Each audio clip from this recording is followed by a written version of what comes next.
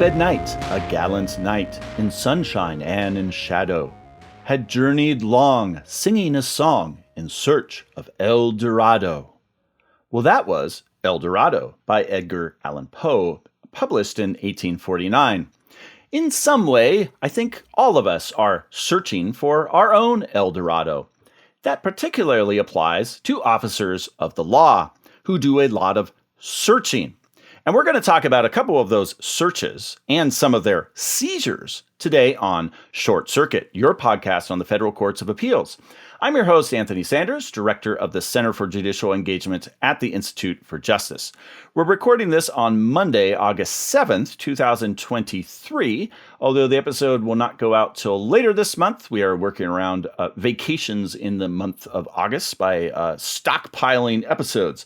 And one of my fellow stockpilers and an attorney at the Institute for Justice is here with me today, and it is his first time on the show. He will be presenting one case, and I will be presenting the other, and that is none other than Scott Regan. So, Scott, welcome to Short Circuit. Thank you, Anthony. It's great to be here. You're looking great as always. Well, thank you. Scott is referring to my shirt that has a rat on it, while he has something much more work appropriate.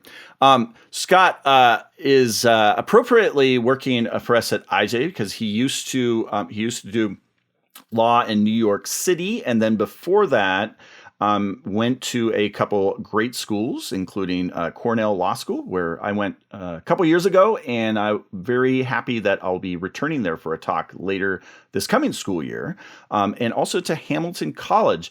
And he grew up there in New York State. So I know little of this lingo from out west, where I've lived most of my life. But Scott, of course, I know you're a proud upstate New Yorker, yes, and sir. so you grew up upstate. I'm right. I know this is kind of a cliche thing, but I really never known the parameters. Is upstate New York? It's literally everything north of New York City. This is a very contentious issue for we upstate New Yorkers. If you live in New York City, absolutely. Anything north of, say, Westchester County probably counts as upstate. Where I'm from, we like to consider that upstate New York is anything north of I-90, but that is a very controversial take. I think most people would say anything north of Westchester or somewhere around there. If you're on the Metro North line to New York City, maybe you're not in upstate. But as someone who had to deal with, 6 months of winter every year, if you're not dealing with that, you're not a true upstate New Yorker, in my opinion. So remind me, I-90, it goes through Buffalo, right? Yeah, it hits all the big upstate New York cities. It goes Albany, Syracuse, Rochester, Buffalo. Oh, so that is pushing it. So like Ithaca, which is a little south of Syracuse, that would not be upstate New York. From my perspective, no. I would consider that Finger Lakes region. It is part of New York. It's not New York City, but it's Finger Lakes. Wow. So within upstate New York, do some people in the whole of New York, other than the city and Long Island, do they not consider themselves from upstate? Like they have their own, or are they all proudly upstaters, even though you don't think they're upstate? This might be my own fastidious upstate New York persona. I'm sure many people in Ithaca consider themselves to be upstate because they specifically don't live in New York City. Because all of them, they want to be contra the city. Precisely. Yes. There's a certain persona that you build on when you are not in the hustle and bustle of Manhattan, per se. That definitely defines basically everything north of the Metro North. But as someone who prides himself on enjoying a good winter time, I consider upstate New York to be very far north.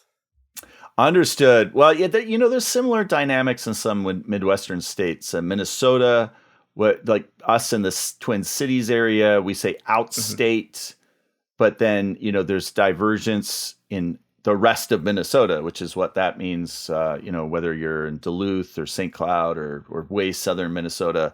And of course, the more north you get in the state, the more they are, well, we have real winters here. You guys down south don't have nothing. I don't know how, yes. Watertown, New York compares to the Twin Cities in terms of their winterage, but we both have plenty. I'll just put it. I'm sure that's the case. They're very different. As someone who now lives in D.C., I miss a little bit of winter. I think we got about maybe a flurry once over my first winter, but we deal with what we can. Right. Yeah, DC's interesting. It has this feast or famine with snow. I mean, there are these every few winters, the snowpocalypse, and people make fun of the federal government for shutting down when there's a prediction of snow, but sometimes they really do get snow. So continental climate in some ways.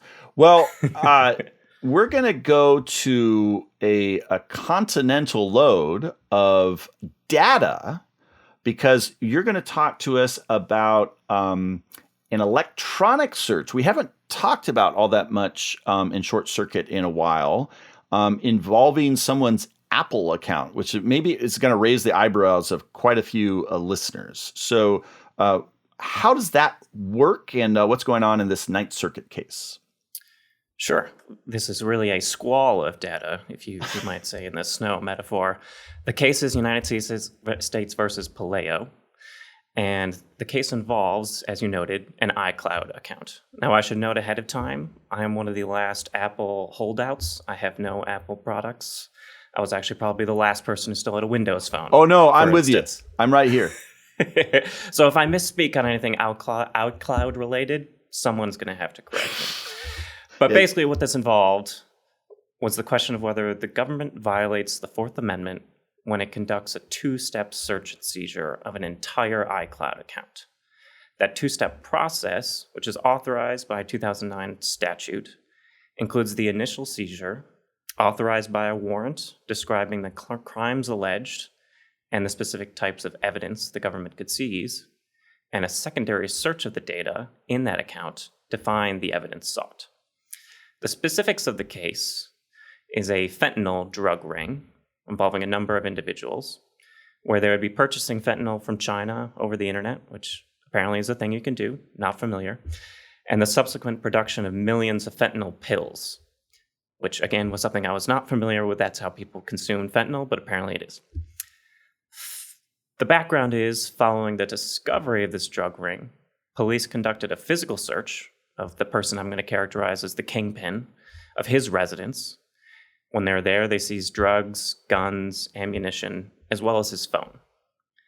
After this search, once they had gone through this person's phone, police obtained a further warrant for the Apple iCloud accounts of several of the other suspects identified from his phone contacts. That included the appellant defendant here, Paleo. The warrant goes to the court. It goes eventually to Apple. Apple, after some back and forth, turned over all of Paleo's iCloud data, the whole kit and caboodle. They didn't hold back anything, notwithstanding what was requested in the everything warrant. He's got on his phone, basically. Exactly. And I understand that iCloud data includes your phone contacts, your text messages, your emails, every app data that you could possibly have. Especially if you're using multiple devices. It syncs your computer, your phone, everything. So they provide everything to the police, and they informed police that they were unable to segregate the data based on the warrant. They couldn't say, what was going to be relevant to this crime, or what app was going to contain X evidence that they were seeking. So that's why they send everything. Police then spend months combing through the entirety of this account to find what they were after. After a few months, they find what they were after, which was text messages, photographs related to drug trafficking, as well as internet browsing data showing that Paleo, the defendant here, had researched items related to the manufacturing of fentanyl pills. Yeah, don't do that on your own suppliers. personal phone. Go to a public library and use their computers or something. Precisely. We've all seen the movies, but apparently Paleo never did. But that's what was produced in the case, but agents reviewed far more than that, obviously. They had the entire iCloud account. So again, it took them months to comb through it all. They accessed all of his data, both from his phone and all of his apps. Once this had finished up the search, they eventually bring the case. Paleo gets convicted, but he had obviously raised a suppression issue under the Fourth Amendment. Now, the Fourth Amendment, as you well know, prescribes what are called general warrants, which had been an issue before the Revolution, as I'm sure Anthony could probably give greater context than I. But effectively, the Fourth Amendment requires that not only must searches be reasonable, but warrants must be supported by what's called probable cause, and they must particularly describe the place to be searched and the persons or things to be seized. In essence, fishing expeditions and drag nets are no good. So the defendant here argued that no matter what the warrant specified, again, it said a particular crime that he was suspected of, and it said about 21 items of evidence that the police were after.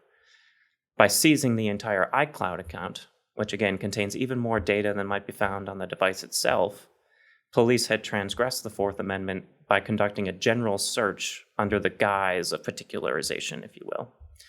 In other words, although the warrant specified the evidence sought, there was no protocol in place to enforce those limits. They got everything, the police, and they looked at everything. The fact that they had pulled out the key pieces, according to Palaio, did not mean that there hadn't been a general warrant in place. Now, among other risks, seizing cloud data allows law enforcement to access information they had no probable cause to seize, which again is a requirement of the Fourth Amendment. That risk is exacerbated when the officers, as they did here, who are the ones who asked for the information, are also the ones combing through all of the data.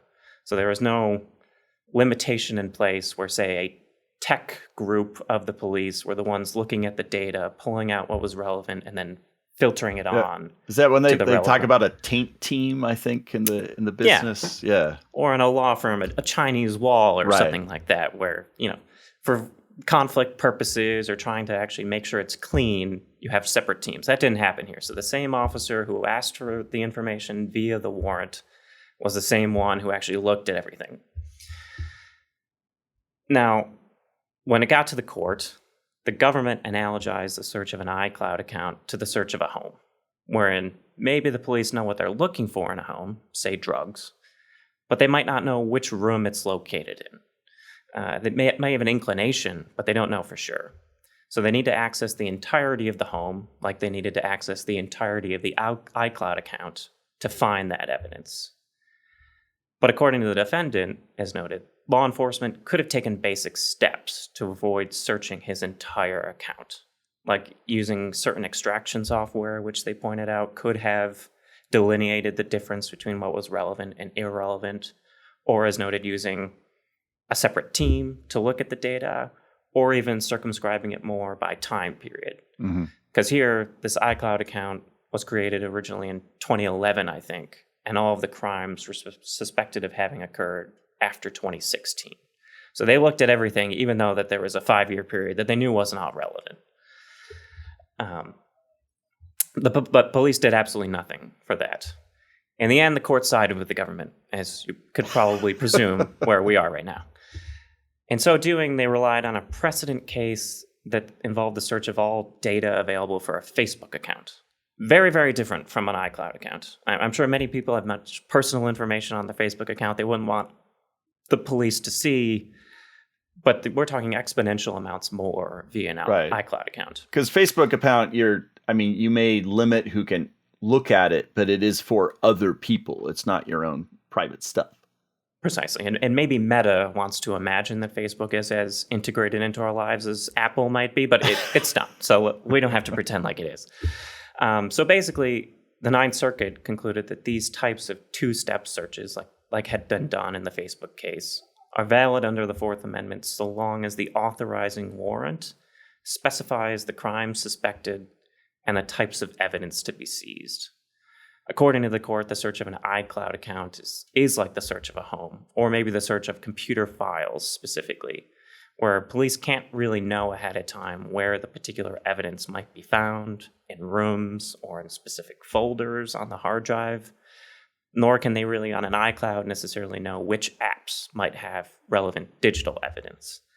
The limit, according to the court, therefore, is not what the data the government actually obtains, but how the warrant circumscribes the subsequent search of that data. Right. And to the court, the warrant itself effectively protected this search because it had the words on there that they wanted to see, the particular crimes and the particular evidence. Importantly, though, Palaio, the defendant, couldn't point to any data used against him based on the allegedly overbroad provisions of the warrant that made the decision much easier for the court, since the harm was closer to being hypothetical. There wasn't a new crime that was alleged against him based on information that the police had seen in his data. I think it would have been a much different case And we can imagine a very straightforward future case where, for instance, police seize cloud data searching for, say, evidence of drug trafficking, as here. But in so doing, they access data on an app and also find evidence of something like, I don't know, insider trading. And then we got a new case against this individual. That's going to be a harder case, I think. So I think the particular facts of this one made it easy for the court to simply give short shrift to the defendant's arguments and say, no harm, no foul. But we'll see how this plays out in the future. Yeah, that, it's interesting that definitely is a harder case because you have that other potential criminal prosecution. But it does kind of remind me of the whole irony that often happens in Fourth Amendment law, which was, we always say the Fourth Amendment is not there to protect the guilty. It's to protect the innocent from unreasonable searches and seizures. And yet, all that innocent stuff that he had as an iCloud account, right, is not going to get him in this. It's not going to raise eyebrows like the insider trading that you talked about. And yet, that's really what the Fourth Amendment is there to protect. But the court, it's easier for the court because it is kind of no harm, no foul, even though that's the innocent stuff that the Fourth Amendment is supposed to protect us from the government's eyes. This is a really interesting case in a lot of ways. I think one interesting thing about it is it's unpublished, and there's a few other things going on in it. But I think that just shows you how often this kind of situation comes up. It's a good example of how this works and how these searches kind of feature into Fourth Amendment law. But you can see that police are doing this all the time. This kind of search and this kind of seizure of the data, and then the literal search, as in a Google search, of that data. Yes. The metaphor, it is so hard for us to wrap our heads around this because, of course, of the traditional way the Fourth Amendment was applied, where there was no such thing as data. There were papers, but there wasn't, this electronic data when the Fourth Amendment was drafted. So it's always hard to have an analogy with this kind of situation. But one way I think about it is, what if the police took everything? They had a warrant that said like what they were supposed to do, but they took everything in your house, all of your filing cabinets, right, all your papers, but also all your stuff that is not in, quote, plain view if they just look around the house. And then they look through all of that, but in a way that maybe they don't see the particulars of everything in order to get, this evidence about fentanyl.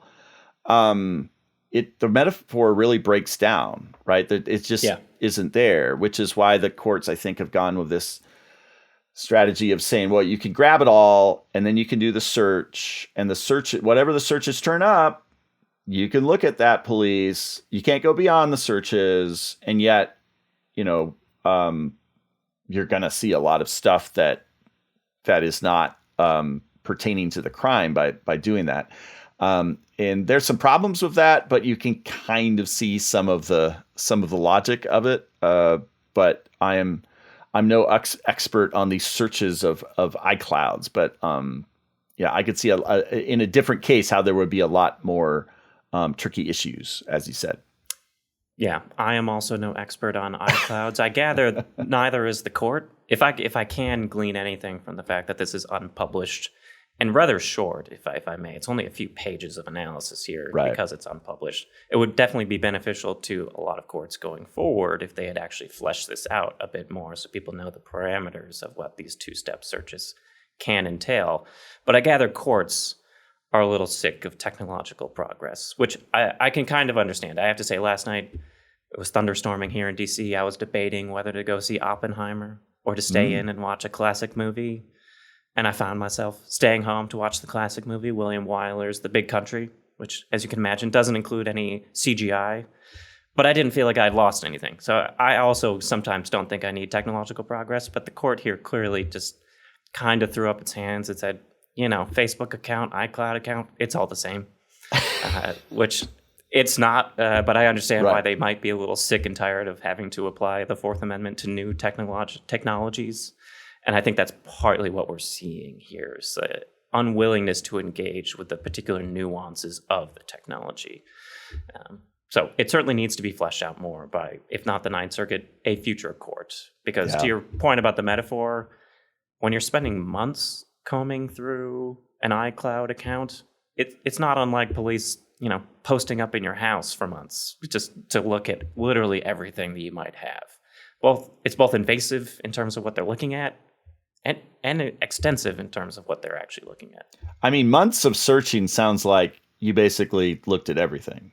Is my guess. Yes. It's hard to imagine that there's a lot of filtering going on in terms of their reading. It's not like they just typed in fentanyl in China and that was... Yes, that would have been probably a faster search, but I don't think that's what happened. Well, a much faster search is the next one we're going to talk about, which was in the District of Columbia by some police there. But they ran into the old favorite that we've talked about on the case many times, the federal ban on felons in possession of firearms. Now, this is not a Second Amendment case in any way, but that is such a common way of having folks end up in federal custody and federal prison. And so that is what happened to the defendant here. The case is United States versus Gamble. And the facts are colorful, and the details of what happened really matter. So we'll get into those here. So it is an evening in D.C. in November, and Johnny Gamble and some other people were hanging out outside an apartment building in D.C., apparently smoking marijuana, but that has really nothing to do, given the changes that good changes in my view that we've had in many places in the last few years about laws to do with marijuana that really seems to have little to do with the criminal side of this case. So they're hanging out, smoking pot, and the cops come by, and they stop, and so of course everyone outside the building turns and looks at the cops, and one officer gets out and starts to walk towards these people. And one of them, Mr. Gamble, starts backing away from the officers and the group and raising his hands. Right? A little bit of odd behavior for someone who, is totally, quote, innocent. So the officer is notices this. And he says, "Just making sure there's no guns. That's it. Ain't got no gun on you, man." And Mr. Gamble says, "No, I'm cool." And he stops moving away. And then the officer says, "Let me see your waistband." Now, at this point, Mr. Gamble, he kind of adjusts the waistband of his pants. And he has these kind of cargo pants, basically, that are quite bulky. Everything looks kind of bulky around his midsection, and so he adjusts the waistband of his pants. But then the officer is a little suspicious, and he shines a flashlight because it's dark, and he says, "Lift up your shirt again." And he pulls up his shirt like the officer asked for, but then the officer starts walking towards him, and then he runs away really fast. And apparently he then threw a firearm in the bushes, and he's apprehended after the court says 50 seconds. So maybe very precise. Yeah, not the fastest fellow. Also, the officer kind of indicated to another cop who was with him when he started moving towards him. So I think he knew the gig was up. But he did not get away. So he is then prosecuted, as I said, in federal court because he has a previous felony for felon in possession. Now, at the there's a suppression hearing to try to throw out this evidence because his lawyer argues that we have two different seizures here. We have the first one when he says, "Let me see your waistband," and then he has the second one where he says, "Lift up your shirt." And at the suppression hearing, the officer said when he said the second time, so the first time he just kind of looked bulky and compression pants is actually the type of pants he had. That the first time it just looked weird. I mean, the raising his hands looked weird from the get-go, I guess, but also the moving his waistband around. But then the second time when he said, "Lift up your shirt" again, the officer said he saw a dark in color object in between the compression pants and the white t-shirt. And the object, he said, was inconsistent with a cell phone or male anatomy. So quite suspicious at that point that it looked like a firearm. So there's two different potential searches and seizures here, or at least a seizure of some kind. We can get into whether they're a search in a minute. And the district court says that definitely this first one, "Let me see your waistband," was a command, but he doesn't. The district court, the district judge doesn't think that it was a seizure. The second one, the district court says, was a seizure, but there was reasonable articulable suspicion under the tests that is applied to this kind of thing, and therefore denied the suppression motion. So they then had a bench trial, which means a trial of no jury, and he's found guilty, and he appeals and says that the evidence should have been suppressed. So on appeal at the D.C. Circuit, the judges say, Judge Srivasan says that the first. So they look at both of these searches and or seizures. And they say the first one, the "Let me see your waistband," was a seizure because he did not basically feel free to leave when he was told, "Let me see your waistband." He could have just turned around and walked away, I guess. But the fact that he didn't is evidence that he didn't feel free to leave, like a reasonable person that would not feel free to leave. So therefore, it's a seizure. And then the government doesn't have a backup plan, which is kind of an interesting litigation strategy here. They didn't have a backup plan to say that, well, nevertheless, it was reasonable under this test, Terry versus Ohio, that we've talked about many times on whether you can do a stop and frisk. There was no frisk here, but there was a stop, and there wasn't a search, I think, because the officer is just looking. But essentially, it's a search because he commands him to stop. So they said the district court said this is a command, and if it's a command, it's probably a seizure too. And because the government doesn't make this other argument about it's reasonable, they say, well, it forfeited that, and therefore the evidence should have been suppressed. And that's kind of all there is to it.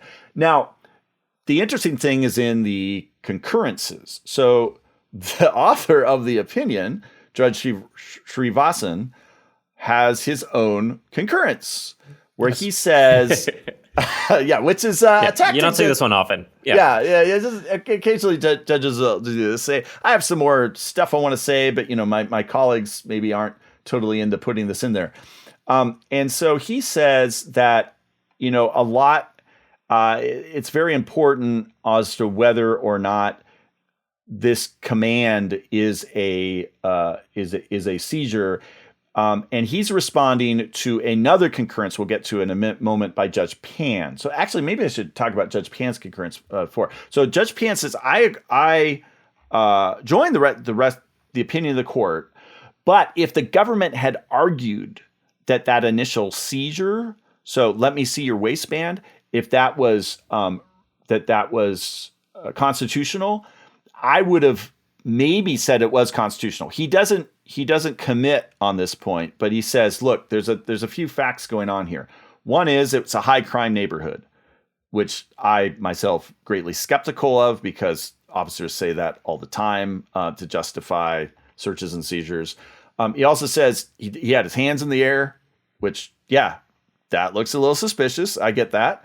And that he had this, bulkiness around his midsection. So under the Terry test, that could have been reasonable. And then the second one, so Judge Pan then looks to the second deal where he said, lift up your shirt. At that point, he's seen all these other details, and therefore that would absolutely have been reasonable as a Terry stop. And then, of course, then the fellow runs away. So Judge Srivasan, in response, says, look, a lot depends on whether or not the person walked away. So when he just said, let me see your waistband, and the guy goes, yeah, I'm just going to leave. The test is whether a reasonable person would think they can leave. And he did leave. And in that case, he would have left. So it's not so much of a seizure. But the fact that he stayed essentially means it is. And so we have to treat it that way. I have to say, I think there's a bit of circular logic there. I mean, I very much think this was a seizure, but I don't think you can just say, whether if he left, it would have been reasonable. If not, it's not, because that can't be the only reason. I think you need to, step outside the situation and have a more objective test there. And Judge Srivasan does look at some other details. But I think the interesting thing about this is they're talking about whether it's a Terry stop, but there's no, pat down. Usually it's you stop someone on the street and you do the pat down and you find something that way. Here, there's no quote search because it's just the officer looking at the person, and it's whether or not the person stops or not. So I do side more with Judge Srivasan here, but I think maybe the reasoning doesn't quite work out right. Scott, would you have felt free to leave in this situation? Maybe assuming you didn't stick up your hands in the air in the first place? Yeah, the hands up thing does certainly, it bespeaks his submission before there was even anything said. So I suppose there's that. But no, I would absolutely not have felt free to leave. What I thought was interesting also in the opinion is how much they focused on effectively the grammar of, let me see your waistband, as opposed to a question such as, can I see your waistband? Mm-hmm. Which I assume there was probably a body-worn camera recording of this, which the district court probably saw to see that this was a command, as opposed to, say, for instance, let me see your waistband, where there just is a kind of quiet question mark at the end. Right. But they did seem to focus a lot on the fact that this was a statement and thus a command to comply with the showing of the waistband, whereas if he had phrased it as a question, maybe it wouldn't have been a command, and therefore he wouldn't have been seized, which I thought was an interesting line drawing. It seems to be a very lawyerly way to look at this when we're talking about grammar and punctuation marks, if you will. But I agree with you that as soon as police are approaching me and they're clearly suspicious of something, they don't have articulable suspicion, as I would agree with this case, no matter how high crime it might have been, I wouldn't have felt free to leave. So I think a seizure was affected here. Yeah, I mean, I have to say, maybe I just haven't had enough dealings with police on the street. Apparently this defendant, because he's lucky a convicted felon, probably has a lot more experience than you or me, fortunately or unfortunately. But if a police officer is coming up at me on the street, other than my legal training and reading a lot of Fourth Amendment cases, I think I or others I know would be not at all feeling free to leave. If you have an officer in full uniform, coming up to you at night saying, let me see your waistband. Yeah, I didn't also research this. I think this happened in 2020. I'm not sure when DC decriminalized marijuana, but it was probably sometime around there, if not afterward. Even if it was before, I can imagine feeling a little uncomfortable if I had been smoking outside in a group of people and get approached. Even if it's legal, I think there's still some discomfort there. Right. I mean, it is still illegal under federal law, and everyone knows that. Exactly. Yeah. Yeah.